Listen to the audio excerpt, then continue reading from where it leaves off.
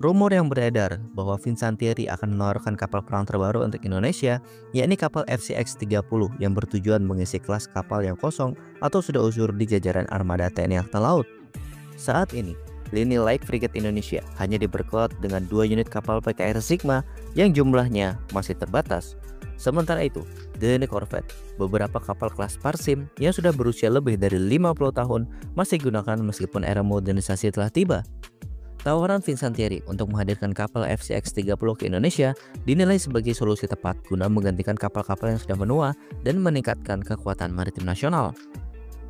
Kapal FCX-30 adalah kapal frigate dengan desain modular yang lebih kompak namun tetap memiliki daya tempur tinggi. Meski dinobatkan sebagai frigate, beberapa negara mengkategorisasinya sebagai korvet. Dengan ukuran panjang mencapai 107 meter dan bobot 3.299 ton, kapal ini menawarkan keseimbangan antara manuverabilitas dan daya tahan di laut.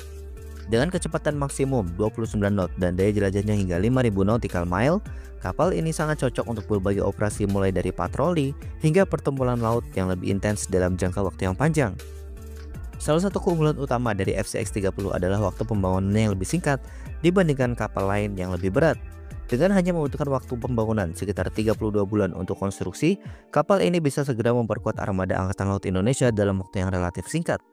Selain itu, Fincantieri juga menawarkan opsi pembangunan kapal ini di galangan kapal lokal di Indonesia, termasuk yang dimiliki oleh sektor swasta.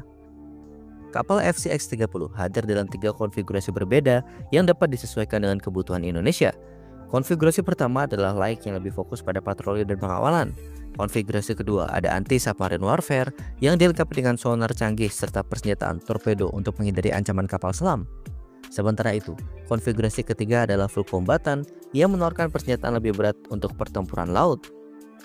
Dari sisi pertahanan, FCX-30 dapat dipersenjatai dengan berbagai jenis senjata modern, termasuk rudal anti kapal, sistem pertahanan udara Aster, dan meriam otomatis.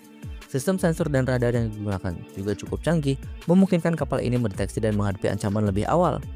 Dengan kombinasi desain modular, waktu pembangunan yang cepat, dan opsi produksi lokal, FCX-30 memiliki potensi yang besar untuk menjadi salah satu tulang punggung armada TNI Angkatan Laut dalam menghadapi tantangan di perairan Indonesia.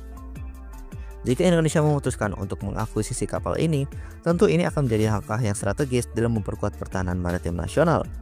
Kehadiran FCX-30 juga mampu meningkatkan daya tempur serta meningkatkan kemampuan industri dalam negeri lewat transfer teknologi kapal ini jika Indonesia mengakuisisinya. Nah, bagaimana menurut kalian?